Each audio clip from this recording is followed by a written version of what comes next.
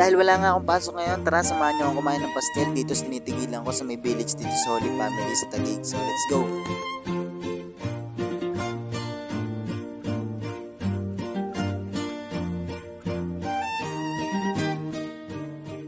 Ito nga, kinuha ko na ang damit ko at pupunta na tayo dun sa tindahan na bilihan ng pastel. So hindi naman siya sikat pero syempre dun ako mas malapit so dun tayo bibili.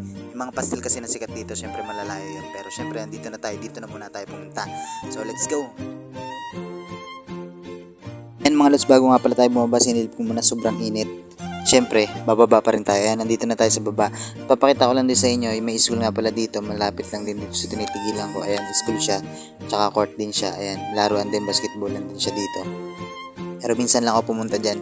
Di rin naman ako napapalaro dyan. Syempre, papas na tayo eh. Joke lang.